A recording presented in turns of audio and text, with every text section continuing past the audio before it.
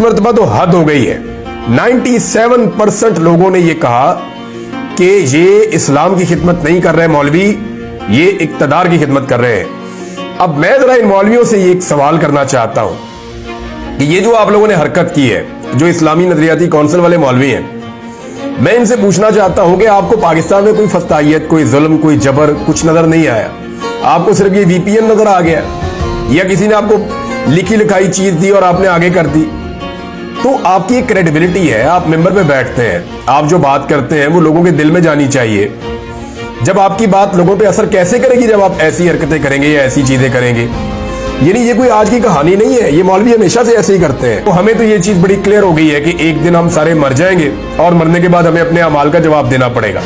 तो जो दो नंबरियां जिसने की है और जिसने इतने सारे इल्म के बावजूद की है, जिसने दीन को ज्यादा कोई बंदा लाइलम हो, जाहिल हो, उसे पता ही ना हो,